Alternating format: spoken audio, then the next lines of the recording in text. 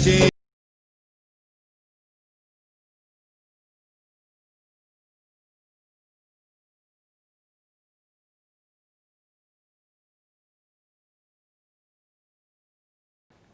जय राम जी की राम राम।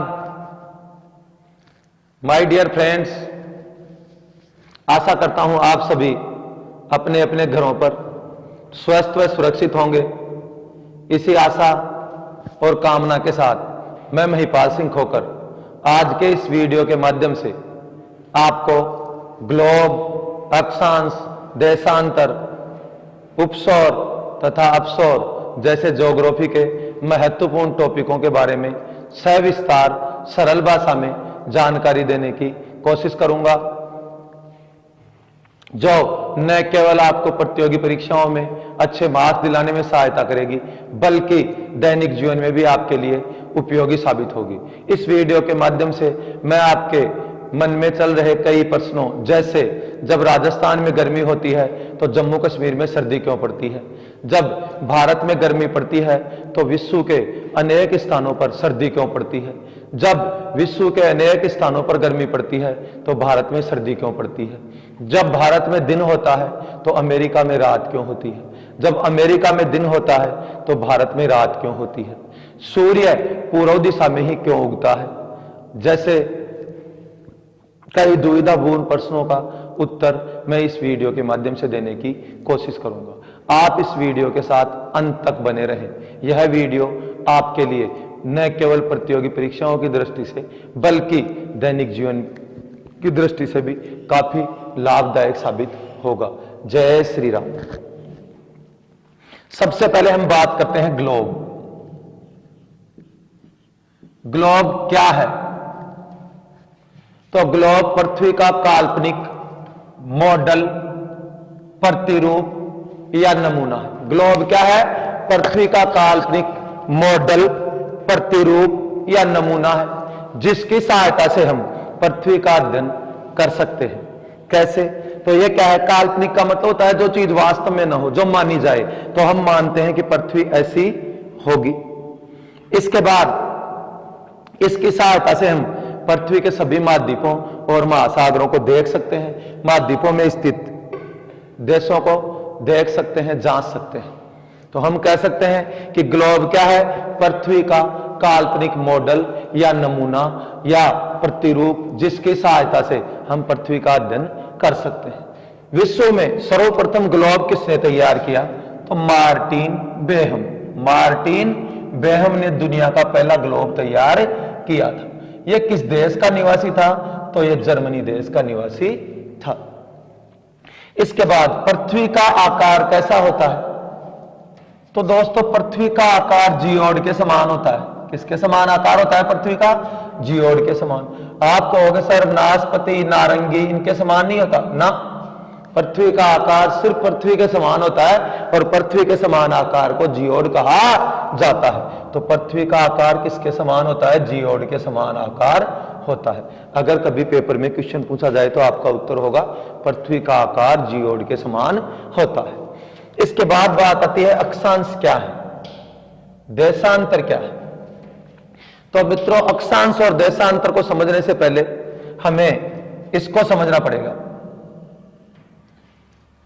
यह एक आडी रेखा है और ग्लोब पर जितनी भी आडी रेखाएं खींची जाती हैं उन्हें हम क्या कहते हैं? अक्षांश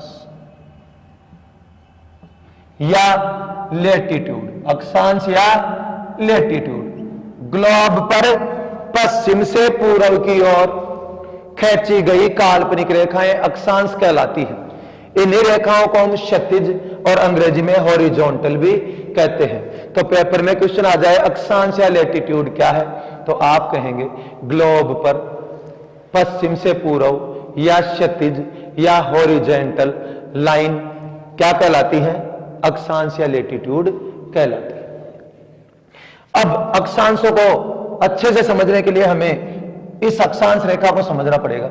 यह अक्षांश रेखा बिल्कुल पृथ्वी के बीचों बीच पृथ्वी को दो बराबर भागों, इस भाग का नाम उत्तरी गोलार्ध, नीचे वाले भाग का नाम दक्षिणी गोलार्ध। तो पृथ्वी को दो बराबर भागों में बांटती है यह अक्षांश रेखा। वह अक्षांश रेखा जो पृथ्वी को दो बराबर भागों में बांटती है क्या कहलाती है? 0 डिग्री अक्षांश।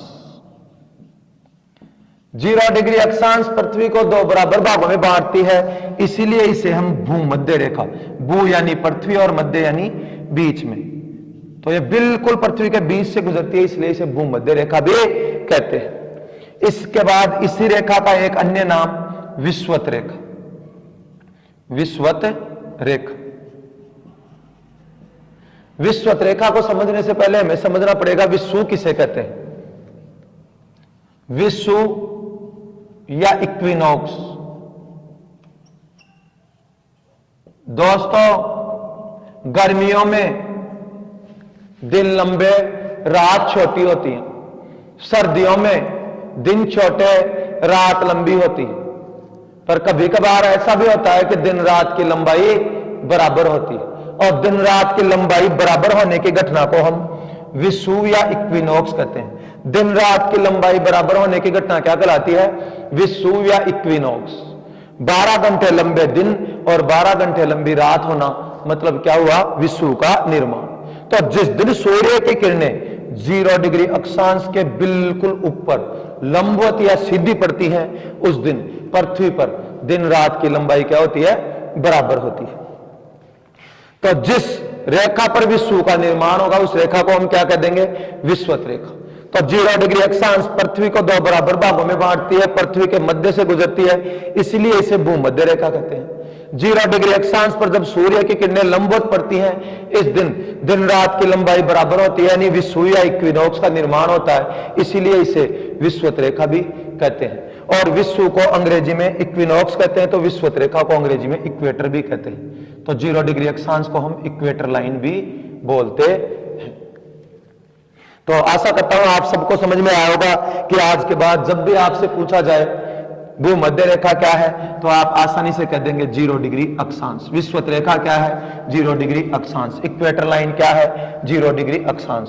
पृथ्वी को दो बराबर भागों उत्तरी गोलार्ध व दक्षिणी गोलार्ध में कौन बांटता है? 0 डिग्री अक्षांश, भूमध्य रेखा, विषुवत रेखा या इक्वेटर लाइन। अक्षांश किसे कहते हैं? ग्लोब पर पश्चिम से पूर्व की ओर खींची गई काल्पनिक रेखा अक्षांश कहलाती है। अब हम अक्षांश रेखाओं के बारे में अध्ययन करेंगे। तो मित्रों, अक्षांश रेखाओं की एक परिभाषा तो हो गई कि ग्लोब पर पश्चिम से पूर्व की ओर खींची जाने वाली काल्पनिक रेखा अक्षांश या लैटिट्यूड कहलाती है। पर थ्योरेटिकली इसकी सबसे परफेक्ट परिभाषा जिसकी सहायता से हम प्रतियोगी परीक्षाओं में पूछे जाने वाले कई प्रश्नों के जवाब दे सकते हैं। तो दोस्तों, इससे ऊपर यह दूरी कितनी हो गई? 90 डिग्री। पृथ्वी के केंद्र से यह दूरी कितनी हो गई? 90 डिग्री ऊपर, 90 डिग्री नीचे। इस बिंदु को हम कहते हैं उत्तरी ध्रुव। क्या कहते हैं? उत्तरी ध्रुव या नॉर्थ पोल। इस बिंदु को हम कहते हैं दक्षिणी ध्रुव या साउथ पोल।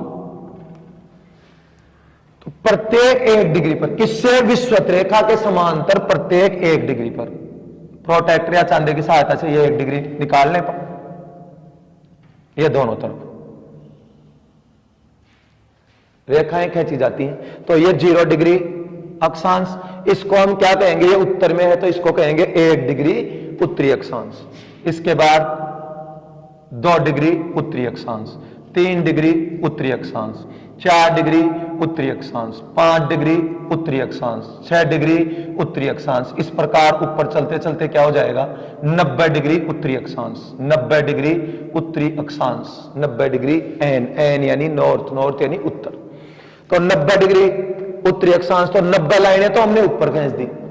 इसी प्रकार 90 यह क्या होगी? 1 डिग्री दक्षिणी अक्षांश, 2 डिग्री दक्षिणी अक्षांश, 3 डिग्री दक्षिणी अक्षांश, 4 डिग्री दक्षिणी अक्षांश, 5 डिग्री दक्षिणी अक्षांश, 6 डिग्री दक्षिणी अक्षांश, 7 डिग्री दक्षिणी अक्षांश। इसी प्रकार ये नीचे आते आते कितने डिग्री? 90 डिग्री दक्षिणी अक्षांश।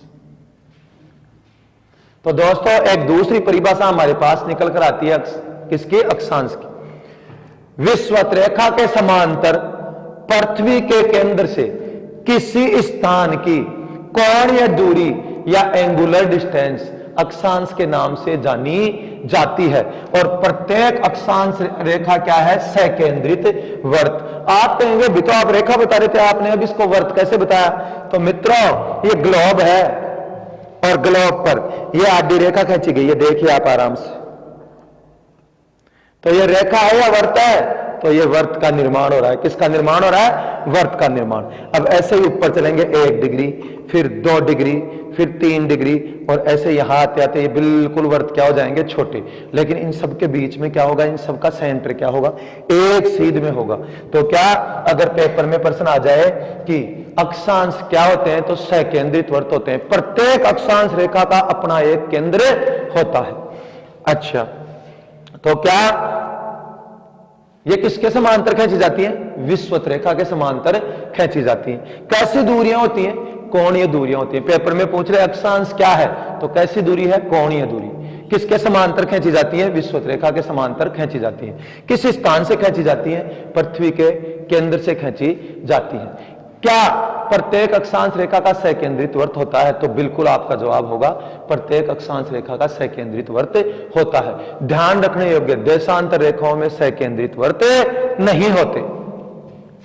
इसके बाद अब हमें कुछ महत्वपूर्ण प्रश्नों के उत्तर ढूंढने हैं। दोस्तों ये 2 अक्षांश रेखाएं हैं, दिख रही है आपको यहां। इनके मध्य दूरी प्रत्येक बिंदु पर समान है या नहीं है? तो क्या अक्षांश रेखाओं के मध्य दूरी प्रत्येक बिंदु पर समान होती है। और 2 अक्षांश रेखाओं के मध्य दूरी को हिंदी में कटिबंध और इंग्लिश में जोन कहा जाता है। तो पेपर में क्वेश्चन आ जाए कटिबंध या जोन क्या होते हैं, तो 2 अक्षांश रेखाओं के मध्य दूरी कटिबंध या जोन के नाम से जानी जाती है। पेपर में क्वेश्चन आ जाए 2 अक्षांश रेखाओं के मध्य दूरी कितनी होती है, तो आपका उत्तर होगा 111.13 किलोमीटर। एक कटिबंध में कितनी दूरी होती है, तो आपका उत्तर होगा 111.13 किलोमीटर। मित्रों आजकल कंपटीशन बदल रहा है और यह आपकी समझ पे चलता है, न कि रटने से यहां काम चलता है। आपको मैं एक क्वेश्चन दे दूं, 1 डिग्री उत्तरी अक्षांश से 2 डिग्री उत्तरी अक्षांश के मध्य दूरी कितनी होती है? तो बताओ 1 डिग्री उत्तरी अक्षांश से 2 डिग्री उत्तरी अक्षांश तक चलने के लिए हमें कितना चलना पड़ा? 1 अक्षांश। और 2 लगातार आने वाले अक्षांशों के मध्य दूरी कितनी होती है? 111.13 किलोमीटर। इसके बाद दोस्तों अगर मैं आपको एक क्वेश्चन देता, यही क्वेश्चन ऐसे न देके ऐसे दे देता, 1 डिग्री दक्षिणी अक्षांश से 2 डिग्री उत्तरी अक्षांश के मध्य दूरी कितनी है? तो अब 1 डिग्री दक्षिणी अक्षांश के ऊपर क्या आएगा? 0 डिग्री अक्षांश, फिर 1 डिग्री उत्तरी अक्षांश, और फिर 2 डिग्री। ये 0 डिग्री, ये 1 डिग्री और ये 2 डिग्री। तो 111.13, 111.13 और 111.13, तो ये कुल दूरी कितनी हो जाएगी? 111.13 को 3 से गुणा करने पर क्या प्राप्त होगा? 333.39 किलोमीटर। तो ऐसा भी कोई प्रश्न आपसे पूछा जा सकता है। तो मित्रों अब तक हमने क्या समझा? अक्षांश रेखाओं के मध्य दूरी समान होती है और यह दूरी कटिबंध या जोन के नाम से जानी जाती है। 2 अक्षांशों के मध्य दूरी 111.13 किलोमीटर होती है। इसके बाद अक्षांश रेखाओं के मध्य दूरी तो समान होती है, परंतु अक्षांश रेखाओं की लंबाई समान नहीं होती। एक बार आप सब लोग ध्यान से देखिए इसको। ध्यान से देखने पर आपको पता चलेगा कि अक्षांश रेखाओं की लंबाई, जैसे जैसे हम विषुवत रेखा से ध्रुवों की तरफ बढ़ते हैं, वैसे वैसे अक्षांश रेखाओं की लंबाई कम होती चली जाती है, चाहे उत्तर में चाहे दक्षिण में। तो एक महत्वपूर्ण तथ्य, विषुवत रेखा या भूमध्य रेखा से ध्रुवों की तरफ बढ़ने पर अक्षांश रेखाओं की लंबाई कम होती चली जाती है, परंतु ध्रुवों से, ये दोनों ध्रुव हैं, दक्षिणी ध्रुव और उत्तरी ध्रुव, इन ध्रुवों से अगर हम किसकी तरफ आएंगे? भूमध्य रेखा की तरफ। तो देखो अक्षांश रेखाओं की लंबाई इससे ज्यादा ये, इससे ज्यादा ये, इससे ज्यादा ये, तो अक्षांश रेखाओं की लंबाई बढ़ेगी। भूमध्य रेखा से ध्रुवों की तरफ जाने पर अक्षांशों की लंबाई में कमी होती है, ध्रुवों से भूमध्य रेखा की तरफ आने पर अक्षांश रेखाओं की लंबाई में वृद्धि होती है। अच्छा, इसी से एक प्रश्न निकल के आता है कि सबसे बड़ा अक्षांश कौन सा है? सबसे बड़ा अक्षांश, तो आप देखिए एक बार, सबसे बड़ा अक्षांश कौन सा है? तो नो डाउट 0 डिग्री, बिना किसी शक के क्या होगा? 0 डिग्री भूमध्य रेखा। तो सबसे बड़ा अक्षांश वर्त कौन सा है? भूमध्य रेखा या 0 डिग्री अक्षांश।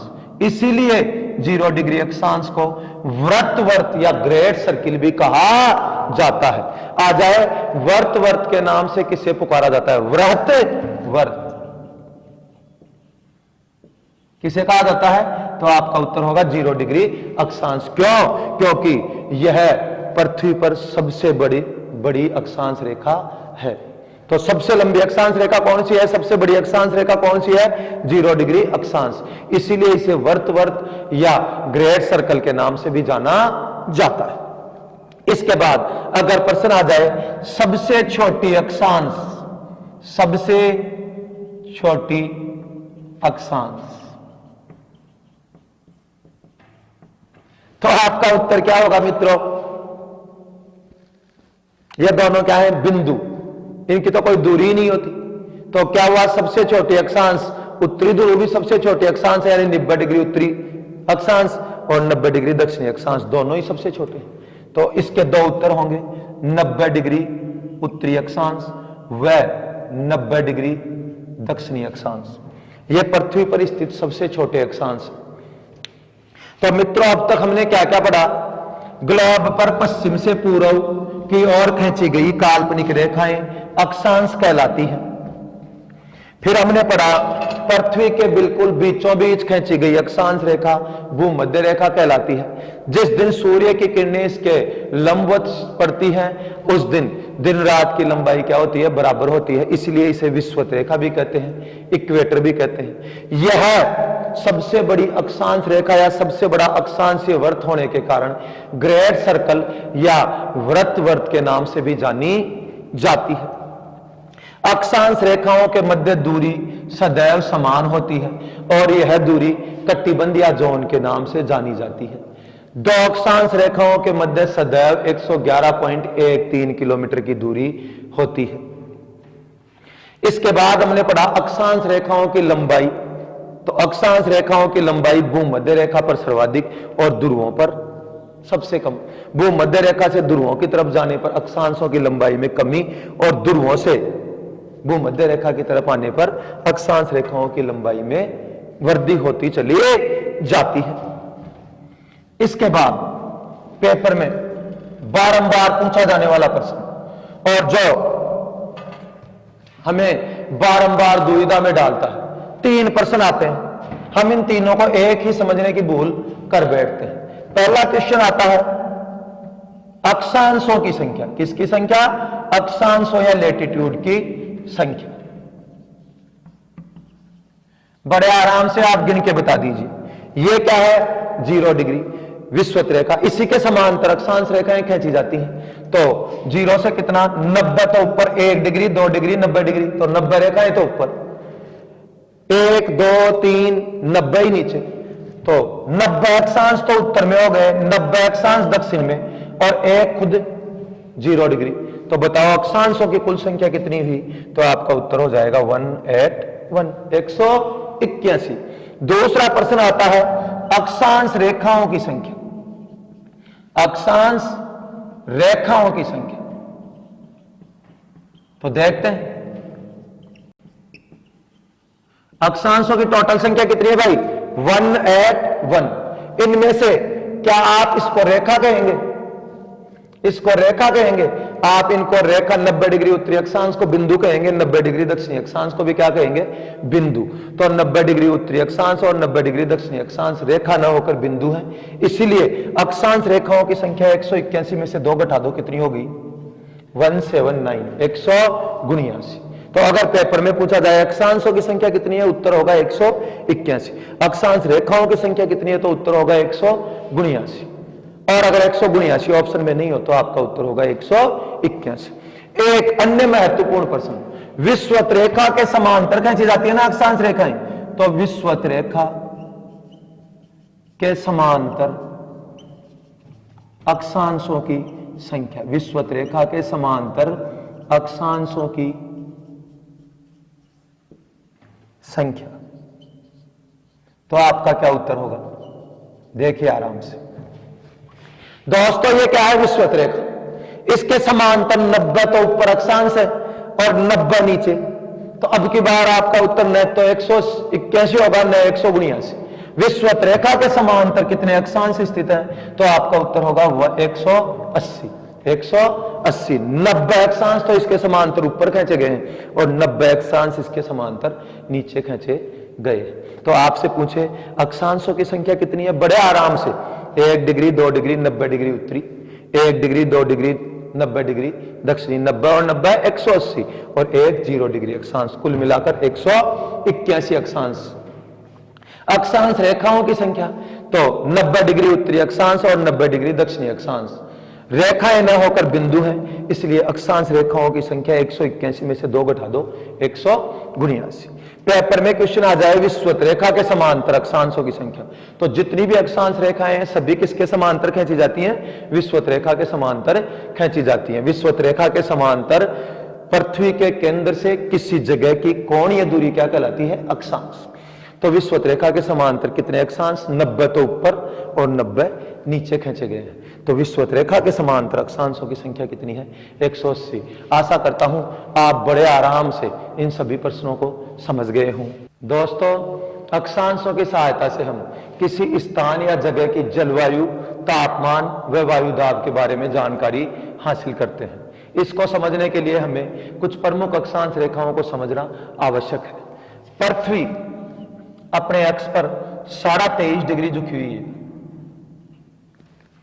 और अपने अक्ष से कितने डिग्री का कोण बनाती है, तो ये टोटल दूरी यहां से यहां तक की टोटल दूरी कितनी है, 90। 90 में से 23.5 गया तो इधर कितना बच गया, 66। इससे प्रतियोगी परीक्षाओं में 2 प्रश्न पूछे जाते हैं। पहला, पृथ्वी अपने अक्ष पर कितना झुकी हुई है, 23.5 डिग्री। दूसरा, पृथ्वी अपने अक्ष से कितने डिग्री का कोण बनाती है, या पृथ्वी के अक्षीय कोण का मान कितना है, तो आपका उत्तर होगा 66 डिग्री। तो इसका क्या प्रभाव है वो देखते हैं।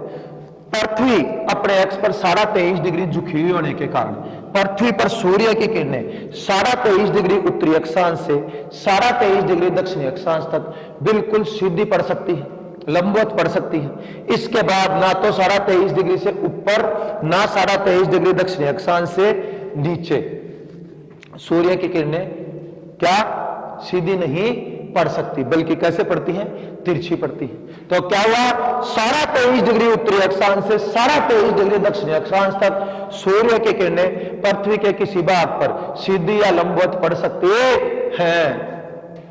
इसके बाद 66.5 डिग्री इसका अक्षीय कोण है, तो 66.5 डिग्री के बाद पृथ्वी के ऊपर सूर्य की किरणें पड़ना बंद हो जाती है। तो इन प्रदेशों को क्या कहा जाता है, ध्रुवीय प्रदेश।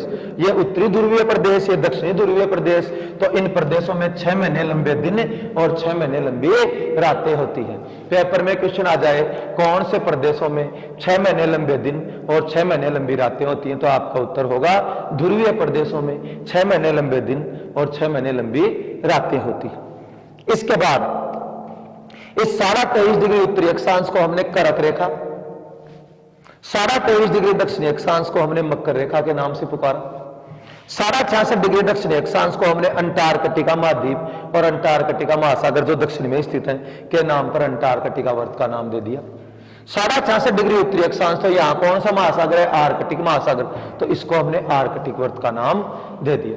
आर्कटिक वर्त यानी 66.5 डिग्री उत्तरी अक्षांश, 23.5 डिग्री उत्तरी अक्षांश यानी करक रेखा या कैंसर लाइन, 0 डिग्री अक्षांश यानी विश्वत रेखा, भूमध्य रेखा, ग्रेट सर्कल या इक्वेटर लाइन, 23.5 डिग्री दक्षिणी अक्षांश यानी मकर रेखा या ट्रॉपिक ऑफ कैप्रिकॉन, 66.5 डिग्री दक्षिणी अक्षांश यानी अंटार्कटिका वर्त।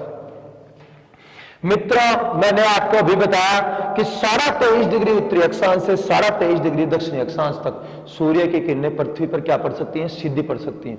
अब हम उन तिथियों के बारे में जानेंगे जिन पर सूर्य की किरणें इन पर लंबवत या सीधी पड़ती है। तो सबसे पहले हम लेते हैं विश्वत रेखा। विश्वत रेखा पर 21 मार्च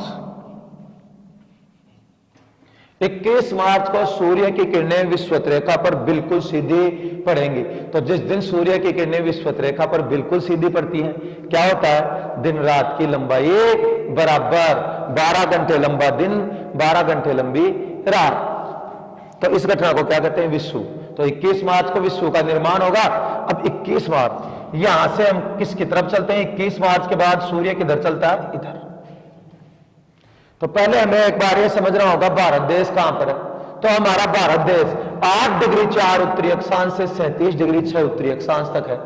भारत देश में से कौन सी प्रमुख अक्षांश रेखा गुजरती है, तो देखिए आप कौन सी गुजरती है, कर्क रेखा। कर्क रेखा भारत को 2 बराबर भागों में बांटती है और भारत के 8 राज्यों से गुजरती है। तो भारत कर्क रेखा पर स्थित एक देश है, उत्तरी गोलार्ध में स्थित एक देश है, इसको उत्तरी गोलार्ध कहते हैं और इसके नीचे वाले भाग को दक्षिणी गोलार्ध कहते हैं। ऑस्ट्रेलिया मकर रेखा पर स्थित एक देश है और दक्षिणी गोलार्ध में स्थित एक देश है। तो अब बताओ सूर्य की किरणें कहां चली गई, सीधी कहां पर पड़ना शुरू हो गई, उत्तरी गोलार्ध में।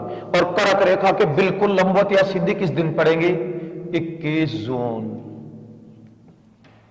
तो दोस्तों हम सब भारत में रहते हैं, आप बताइए 21 मार्च को क्या होता है, महसूस कीजिए, न ज्यादा गर्मी न ज्यादा सर्दी। अच्छा, सुबह 6 बजे के लगभग दिन उग जाता है, शाम को 6 बजे के लगभग दिन छिप जाता है। इसके बाद 21 मार्च के बाद अब धीरे धीरे क्या होगा, दिन की लंबाई बढ़ना शुरू हो जाएगी और रातें छोटी होना शुरू हो जाएंगी। 21 जून तक आते आते शाम को 8 बजे के लगभग दिन छिपेगा और सुबह 4:30-5 बजे के लगभग क्या होगा, सूर्य उदय हो जाएगा। तो बताओ दिन लंबा हुआ और रात क्या हो गई, छोटी। तो 21 जून को क्या होता है, सूर्य कर्क रेखा के लंबवत चमकता है। तो 21 जून को क्या होगा, ये कौन सा गोलार्ध है, उत्तरी गोलार्ध। तो उत्तरी गोलार्ध का सबसे बड़ा दिन, उत्तरी गोलार्ध का सबसे बड़ा दिन कौन सा होगा, 21 जून। इसी के साथ एक प्रश्न और बनता है, उत्तरी गोलार्ध का सबसे छोटी रात, तो 21 जून। जिस दिन उत्तरी गोलार्ध का सबसे बड़ा दिन होगा उसी दिन उत्तरी गोलार्ध की सबसे छोटी रात होगी। तो 21 जून उत्तरी गोलार्ध का सबसे बड़ा दिन, वह उत्तरी गोलार्ध की सबसे छोटी रात। भारत में उत्तरी गोलार्ध में है, तो पेपर में क्वेश्चन ऐसे भी आ सकता है, भारत में सबसे बड़ा दिन कौन सा होता है, 21 जून। भारत में सबसे छोटा रात कौन सी होती है, तो आपका उत्तर होगा 21 जून। अब दोस्तों जैसे जैसे सूर्य की किरणें उत्तरी गोलार्ध में सीधी पड़ेंगी, वैसे वैसे उत्तरी गोलार्ध में दिन बढ़ेगा और रातें छोटी होंगी। परंतु दक्षिणी गोलार्ध में दिन की लंबाई कम होगी और रातें बड़ी होंगी। तो इससे एक प्रश्न और बनता है, दक्षिणी गोलार्ध का सबसे छोटा दिन, जो उत्तरी गोलार्ध का सबसे बड़ा दिन है, वो दक्षिणी गोलार्ध का सबसे छोटा दिन। तो यह दक्षिणी गोलार्ध का सबसे छोटा दिन और दक्षिणी गोलार्ध की सबसे बड़ी रात क्या होगी, 21 जून। तो आप 4 प्रश्नों को नोट कर लें, उत्तरी गोलार्ध का सबसे बड़ा दिन, उत्तरी गोलार्ध की सबसे छोटी रात, तो दोनों प्रश्नों का उत्तर होगा 21 जून। दक्षिणी गोलार्ध की सबसे बड़ी रात और दक्षिणी गोलार्ध का सबसे छोटा दिन, तो आपका उत्तर होगा 21 जून। इसके बाद भारत का सबसे बड़ा दिन 21 जून, भारत की सबसे छोटी रात 21 जून। ऑस्ट्रेलिया का सबसे छोटा दिन 21 जून, ऑस्ट्रेलिया की सबसे बड़ी रात 21 जून। तो दोस्तों अब सूरज जब इधर सूर्य की किरणें इधर सीधी पड़ रही हैं, तो इस एरिया में क्या पड़ेंगी, तिरछी।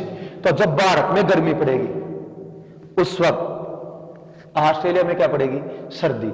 या कर्क रेखा पर स्थित देशों में जब गर्मी पड़ेगी तो मकर रेखा पर स्थित देशों में क्या पड़ेगी, सर्दी। अब 21 मार्च, मार्च से जून, तीसरे से छठा महीना, अब 3 महीने बाद। तो कुछ पुस्तक कहती है 22 सितंबर, कुछ कहती है 23 सितंबर। ज्यादा टेंशन करने की जरूरत नहीं है, दोनों साथ नहीं आएंगे। तो 22 सितंबर, तीसरा महीना, छठा महीना, 9वां महीना। 22 सितंबर को ये वापस क्या हुआ, इससे आगे तो सूर्य की किरणें सीधी पड़ ही नहीं सकती, तो वापस किधर आ गई, विषुवत रेखा की तरफ। तो बताओ अब 21 जून के बाद दिन वापस क्या होना शुरू हो जाता है, छोटा, और रात बड़ी। यहां आते आते दिन रात की लंबाई क्या हो जाती है, बराबर। तो 22 सितंबर को भी क्या होता है, दिन रात की लंबाई बराबर होती है, यानी किसका निर्माण होता है, विषुव या इक्विनॉक्स का निर्माण होता है। तो पेपर में क्वेश्चन आ जाए कि कौन से स्थान पर दिन रात की लंबाई बराबर होती है, तो ध्यान रखना विषुवत रेखा या भूमध्य रेखीय प्रदेशों में दिन रात की लंबाई बराबर होती है। इसके बाद अब भारत में क्या हुआ दोस्तों, देखो मार्च के बाद जून तक जाते जाते भारत में क्या बढ़ रही थी, गर्मी बढ़ रही थी। अब जून के बाद धीरे धीरे धीरे भारत में क्या हुआ, गर्मी कम होना शुरू हो गई। अब सूरज कहां घूमने चला जाएगा, मकर रेखा की तरफ। अब जैसे जैसे सूरज मकर रेखा की तरफ जाता जाएगा वैसे वैसे इस एरिया में क्या होती जाएगी, तापमान में कमी, और कौन सा मौसम आ जाएगा, सर्दी। तो दोस्तों सितंबर 9वां महीना था, 12वां महीना दिसंबर, तो 22 दिसंबर को। अब बताओ इस एरिया में क्या होगी, गर्मी ज्यादा, और इस एरिया में क्या होगी, सर्दी। तो 22 दिसंबर को क्या हुआ दोस्तों, सूर्य मकर रेखा के लंबवत चमक रहा था, मकर रेखा पर सूर्य की किरणें सीधी पड़ रही थी। तो 22 दिसंबर को मकर रेखा या ऑस्ट्रेलिया में तो क्या पड़ेगी, गर्मी, और भारत में क्या पड़ेगी, सर्दी। इससे क्या क्या क्वेश्चन पेपर में आ सकते हैं, पेपर में क्वेश्चन आ सकता है, ये उत्तरी गोलार्ध का सबसे बड़ा दिन था, तो ये दक्षिणी गोलार्ध का सबसे बड़ा दिन। तो देखो इससे 4 प्रश्न बनेंगे।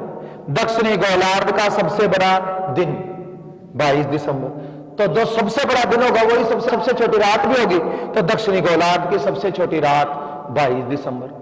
अब ये दक्षिणी गोलार्ध का सबसे बड़ा दिन है, तो उत्तरी गोलार्ध का क्या है भाई, उत्तरी गोलार्ध में क्या हुआ, अब रातें लंबी और दिन छोटे, तो ये उत्तरी गोलार्ध की सबसे लंबी रात और उत्तरी गोलार्ध का सबसे छोटा दिन क्या होगा, 22 दिसंबर।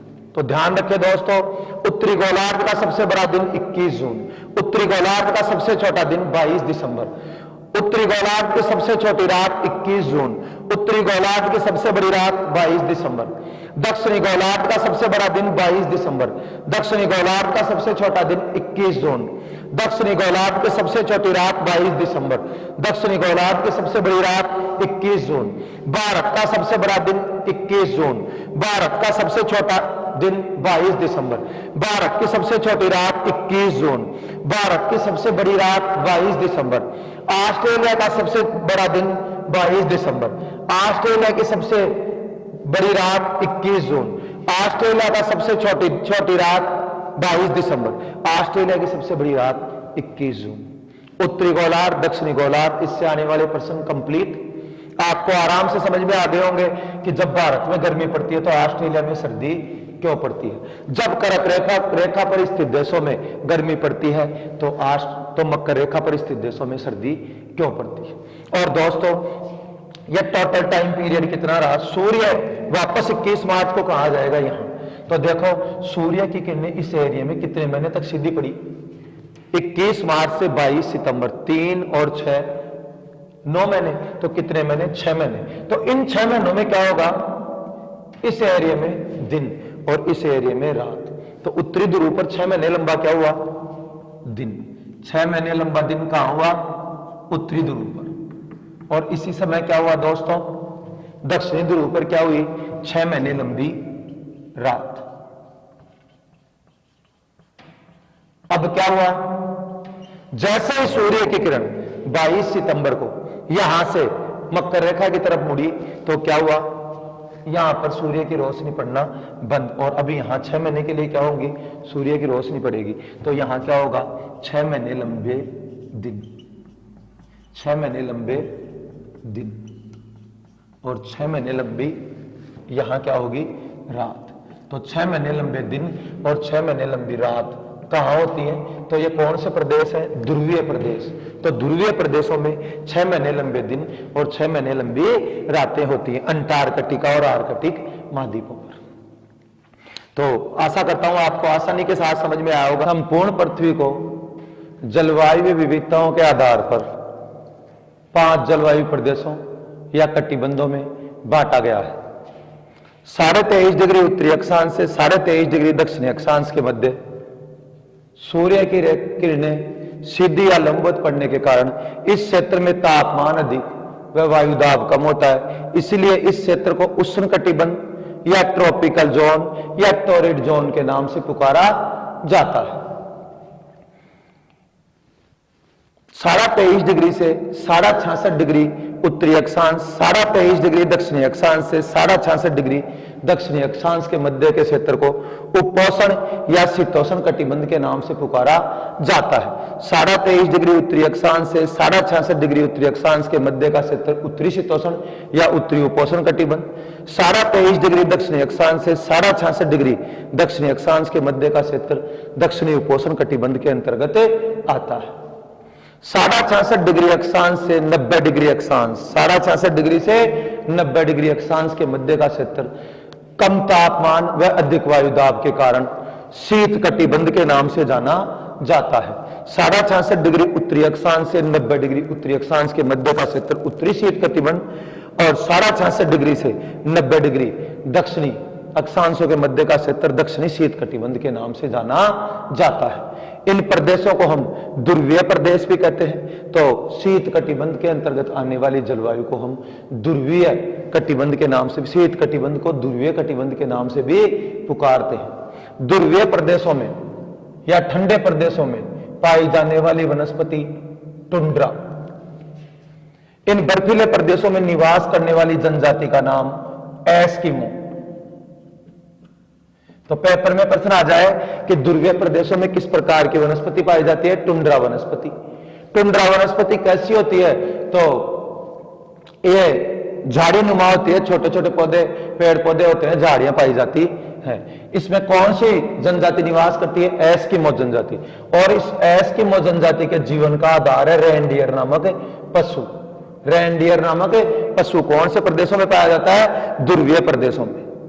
और इसके एक गाड़ी बांधी जाती है, जैसे अपने ऊंट गाड़ी, बैलगाड़ी होती है, वैसे बर्फीले प्रदेशों में चलने के लिए, यातायात के लिए स्लेज नामक गाड़ी का प्रयोग करते हैं। वो रेनडियर के बांध कर चलाई जाती है। तो आ जाए एस्किमो जनजाति के लोग जिन घरों में रहते हैं उन घरों को क्या कहते हैं? तो उन घरों को इग्लू। ये बर्फ की दोहरी दीवारों से बने घर होते हैं। तो ध्रुवीय प्रदेशों में टुंड्रा वनस्पति पाई जाती है। टुंड्रा वनस्पति ठंडे प्रदेशों में पाई जाती है और इसमें पौधे क्या होते हैं? झाड़ी नुमा, मतलब छोटे। इनका ऊंचाई क्या होता है? कम होता है। अच्छा, ध्रुवीय प्रदेशों में पाए जाने वाले लोग या जनजाति क्या कहलाती है? एस्किमो जनजाति। एस्किमो जनजाति के लोग कौन से पशु को पालते हैं? रेनडियर पशु को। इनकी जो बर्फ पर चलने वाली गाड़ी होती है उसको क्या कहते हैं? स्लेज। और इनके घरों को क्या कहते हैं? इग्लू। और इग्लू किससे बनाए जाते हैं? बर्फ की दोहरी दीवारों से।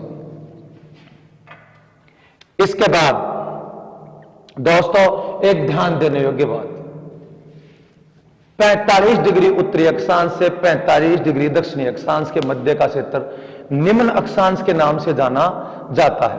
और 45 डिग्री अक्षांश से लेकर 90 डिग्री अक्षांश उत्तर में और 90 डिग्री अक्षांश दक्षिण तक का क्षेत्र उच्च अक्षांशों के नाम से जाना जाता है। उच्च अक्षांशों में एक विशेषता पाई जाती है कि इनमें तापमान तो होता है कम, 45 डिग्री से 90 डिग्री के मध्य, और वायु दाब होता है अधिक। निम्न अक्षांश वाले क्षेत्रों में तापमान अधिक, वायु दाब कम। तो इसका आपको ध्यान रखना है, कंपटीशन में आपसे पूछा जा सकता है। उच्च अक्षांश 45 डिग्री से 90 डिग्री के मध्य है। निम्न अक्षांश 45 डिग्री उत्तरी अक्षांश से 45 डिग्री दक्षिणी अक्षांश के मध्य। निम्न अक्षांशों की जलवायु तापमान ज्यादा, वायु दाब कम। अच्छा, उच्च अक्षांश क्षेत्रों की विशेषता तापमान कम, वायु दाब ज्यादा। एक ध्यान देने योग्य चीज, भूमध्य रेखा पर गुरुत्वाकर्षण बल का मान कम और ध्रुवीय क्षेत्रों में गुरुत्वाकर्षण बल का मान अधिक होता है। इसके बाद साथियों 3 प्रश्न प्रतियोगी परीक्षाओं में पूछे जाते हैं। कौन सी नदी कर्क रेखा को 2 बार काटती है? तो माही नदी, विश्व के एकमात्र नदी जो कर्क रेखा को 2 बार काटती है, माही नदी। इसके बाद वो मध्य रेखा या विश्वत रेखा को 2 बार काटने वाली नदी तो कांगो नदी। मकर रेखा को 2 बार काटने वाली नदी लिम्पोपी नदी। लिम्पोपी नदी कहां है? दक्षिण अफ्रीका देश में। माही नदी कहां है? भारत में। और कांगो नदी, तो आपका उत्तर होगा कांगो देश में। इसका पुराना नाम जायरे था। कांगो नदी का पुराना नाम क्या था? जायरे नदी। तो कभी कभार पेपर में ऐसे भी प्रश्न आ सकता है कि कांगो नदी का पुराना नाम क्या है? तो जायरे नदी। कर्क रेखा को 2 बार काटने वाली नदी माही नदी। विषुवत रेखा को 2 बार काटने वाली नदी कांगो नदी, मकर रेखा को 2 बार काटने वाली नदी लिम्पोपी नदी। कई बार इन रेखाओं पर स्थित देशों और महाद्वीपों के बारे में भी पेपर में प्रश्न पूछ लिया जाता है। तो विश्व का एकमात्र महाद्वीप जो तीनों प्रमुख अक्षांश रेखाएं जिसमें से गुजरती हैं, तो यह है आपका अफ्रीका। अफ्रीका महाद्वीप में से करक, विषुवत तथा मकर तीनों प्रमुख रेखाएं गुजरती। कौन से महाद्वीप से तीनों प्रमुख अक्षांश रेखाएं करक, विषुवत और मकर रेखा गुजरती है? तो आपका उत्तर होगा अफ्रीका। यह आपका यूरोप महाद्वीप, इसमें से न तो करक रेखा गुजरती है, न मकर रेखा गुजरती है, न ही भूमध्य रेखा गुजरती है।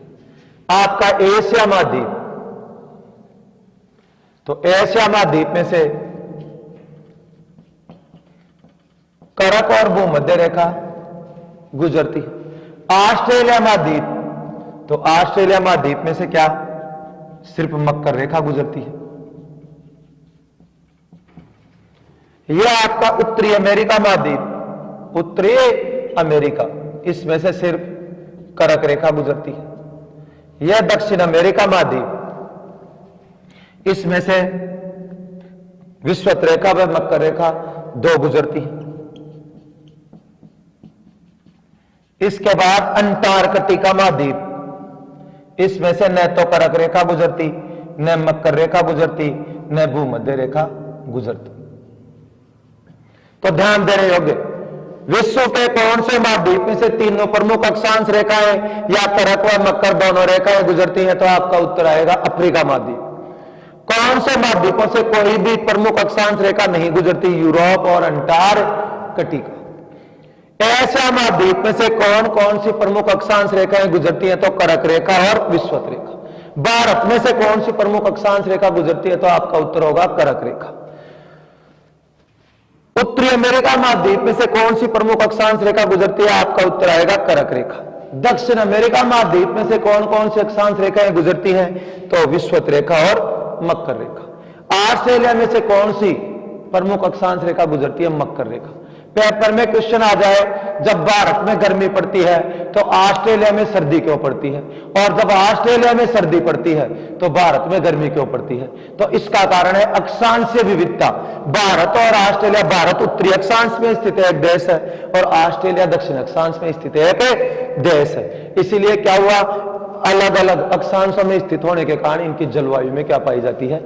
विविधता पाई जाती है। अभी अभी मैंने आपको एक प्रश्न बताया कि ध्रुवों पर 6 महीने लंबे दिन और 6 महीने लंबी रात होती है। इसका कारण क्या है? तो इसका कारण है पृथ्वी का आकार चपटा होना। इसका एक कारण पृथ्वी का आकार चपटा होना भी है। थोड़ा आप ध्यान दें। अब मैं आपको एक महत्वपूर्ण जानकारी देने जा रहा हूं।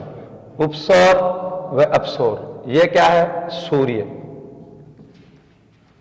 ये क्या है? इसके चारों तरफ परिक्रमा करती हुई पृथ्वी।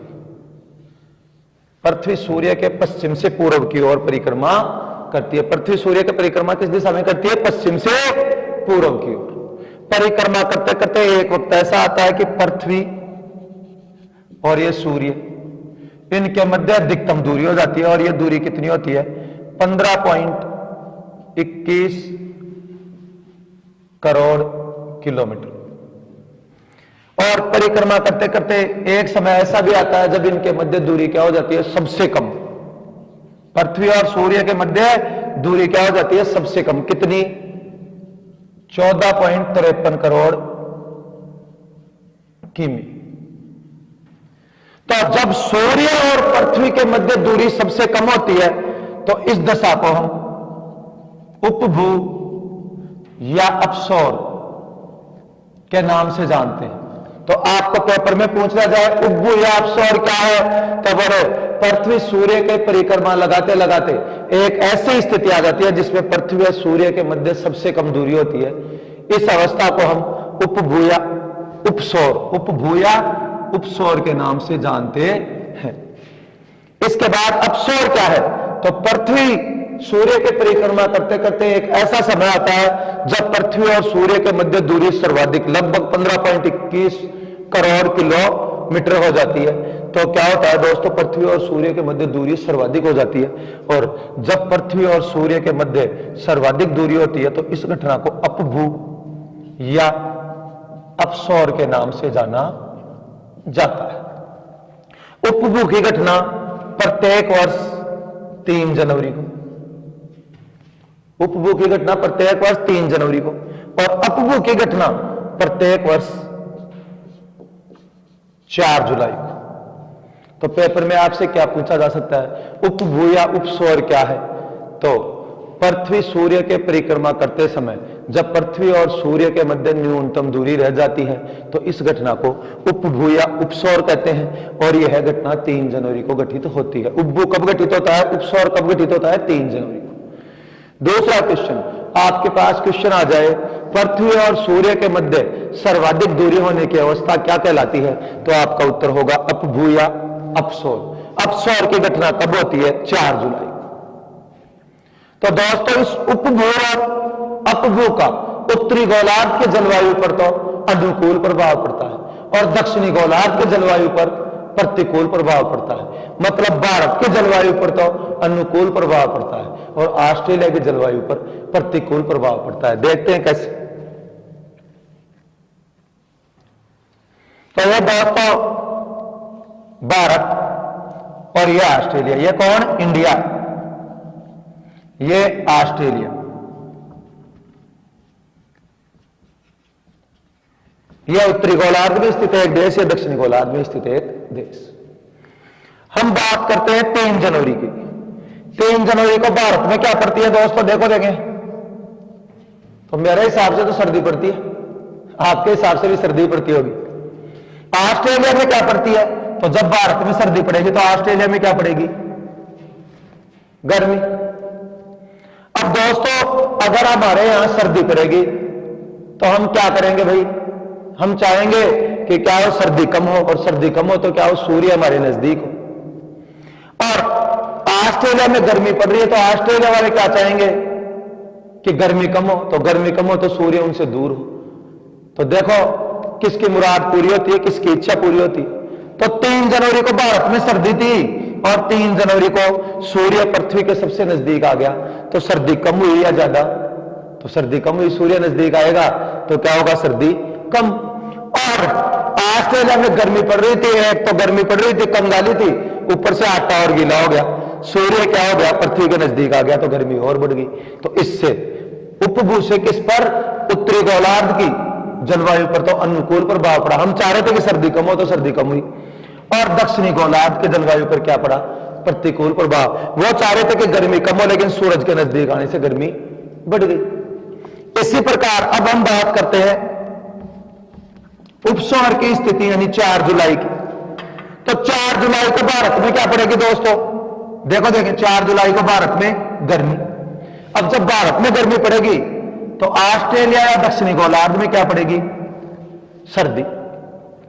तो एक बात बताओ दोस्तों, जब हमारे यहां गर्मी पड़ेगी तो हम क्या चाहेंगे? सूरज हमारे नजदीक हो या हमसे दूर चला जाए? तो ऑब्वियसली हम चाहेंगे, भारत वाले चाहेंगे या उत्तरी गोलार्ध वाले चाहेंगे कि क्या? सूरज हमसे दूर चला जाए। अब ऑस्ट्रेलिया में 4 जुलाई को क्या पड़ रही है? सर्दी। तो ऑस्ट्रेलिया वाले क्या चाहेंगे? कि सूरज हमारे नजदीक आ जाए, या दक्षिणी गोलार्ध वाले क्या चाहेंगे? कि सूरज हमारे नजदीक आ जाए। देखते हैं भाई भगवान किसकी सुनते हैं। तो 4 जुलाई को क्या होगा? सूरज पृथ्वी से सबसे अधिक दूरी पर चला जाएगा। अब सूरज दूर गया तो गर्मी कम हुई कि नहीं? तो उत्तरी गोलार्ध के लिए यह अनुकूलित साबित हुआ या नहीं हुआ? तो उत्तरी गोलार्ध के लिए तो यह दशा उपभू भी और अपभू भी दोनों ही क्या हुई? अनुकूल। हमारी गर्मी को क्या किया? इसने कम किया, तो अनुकूल प्रभाव पड़ा। लेकिन दक्षिणी गोलार्ध में सर्दी पड़ रही थी और सूरज और दूर चला गया तो सर्दी और बढ़ गई। तो इसका दक्षिणी गोलार्ध के जलवायु पर कैसा प्रभाव पड़ता है? ऑस्ट्रेलिया की जलवायु पर कैसा प्रभाव पड़ता है? प्रतिकूल प्रभाव। तो अगर पेपर में क्वेश्चन आ जाए उपभू और अपभू का उत्तरी गोलार्ध के जलवायु पर कैसा प्रभाव पड़ेगा, तो अनुकूलित प्रभाव पड़ेगा। उत्तरी गोलार्ध के लिए उपभू और अपभू एक अच्छी स्थिति है, परंतु दक्षिणी गोलार्ध के जलवायु के लिए उपभू और अपभू दोनों ही क्या है? प्रतिकूल है। ये गर्मी में गर्मी को बढ़ाते हैं और सर्दी में सर्दी को बढ़ाते हैं, जबकि उत्तरी गोलार्ध में ये क्या करते हैं, गर्मी को कम करते हैं और सर्दी को भी कम करते हैं। जय श्री राम। तो उपभू और अपभू, आशा करता हूं आपको अच्छे से समझ में आ गया होगा। उपभू पृथ्वी सूर्य के सबसे नजदीक होने की स्थिति को उपभू कहते हैं। यह घटना 3 जनवरी को घटित होती है। इसका उत्तरी गोलार्ध के जलवायु पर अनुकूल प्रभाव, दक्षिणी गोलार्ध के जलवायु पर प्रतिकूल प्रभाव पड़ता है। अपभू सूर्य और पृथ्वी के मध्य सर्वाधिक दूरी होने की स्थिति अपभू या अपसौर कहलाती है। यह घटना 4 जुलाई को घटित होती है।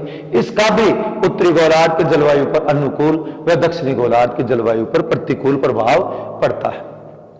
इसके बाद दोस्तों पेपर में कुछ क्वेश्चन पूछे जाते हैं। ये कर्क रेखा पर स्थित देश, आप आराम से देख लेना, मैक्सिको, भारत, बांग्लादेश, म्यांमार और चीन।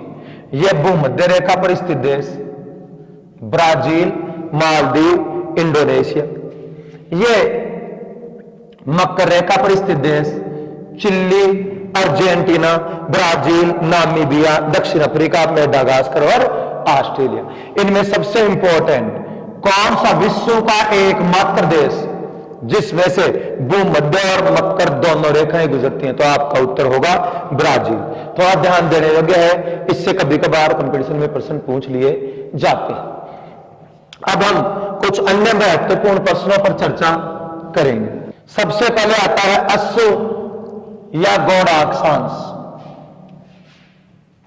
30 डिग्री से 35 डिग्री अक्षांश, ये देखो 30 से 35 उत्तर, 30 से 35 दक्षिणी अक्षांश के मध्य पछुआ तथा व्यापारिक पवनों के मध्य स्थित, पछुआ तथा व्यापारिक पवनों के मध्य स्थित उपोषण उच्च वायु दाब पेटी अश्व अक्षांश कहलाती है। तो ये क्षेत्र 30 डिग्री से 35 डिग्री अक्षांश किसके अंतर्गत आते हैं भाई?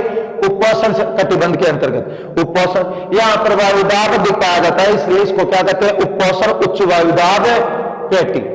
तो क्या होता था प्राचीन समय में, जब जहाजों में व्यापारिक घोड़े भर कर ले जाते थे, तो क्या इस क्षेत्र में वायुदाब अधिक होने के कारण जहाजों में हलचल होने लग जाती थी और व्यापारी क्या करते थे? जहाज का वजन कम करने के लिए कुछ घोड़ों को पानी में डाल देते थे। इसी कारण उन्होंने इस क्षेत्र को क्या नाम दे दिया? अश्व अक्षांश या घोड़ा अक्षांश। तो क्या अश्व अक्षांश या घोड़ा अक्षांश क्या है? तो 30 डिग्री से 35 डिग्री उत्तरी अक्षांश, 30 डिग्री से 35 डिग्री दक्षिणी अक्षांश के मध्य स्थित उपोषण उच्च वायुदाब पेटियां हैं, जिनके ऊपर तो कौन सी पवनें चलती हैं? पछुआ पवनें, और नीचे कौन सी चलती हैं? व्यापारिक पवनें। तो ये पछुआ और व्यापारिक पवनों के मध्य स्थित उच्च वायुदाब पेटी है। चलो अश्व अक्षांश कंप्लीट। तो क्या उपोषण उच्च वायुदाब पेटी को किस नाम से जाना जाता है? तो आपका उत्तर आएगा अश्व अक्षांश। अश्व अक्षांश क्या है? तो उपोषण उच्च वायुदाब पेटी। अश्व अक्षांशों में वायुदाब कैसा होता है? तो उच्च वायुदाब पाया जाता है।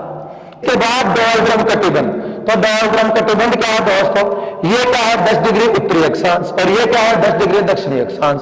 इसके मध्य में क्या होगा? ये विषुवत रेखा के आसपास का क्षेत्र है, तो ये अत्यधिक गर्म होगा। अत्यधिक गर्म होगा तो यहां पर वायुदाब क्या होगा? कम। तो न्यून वायुदाब क्षेत्र यहां पर पाया जाएगा। यह न्यून वायुदाब वाला अत्यधिक गर्म क्षेत्र, जहां पर प्रतिदिन लगभग क्या होती है? एक बार सवैनी वर्षा होती है।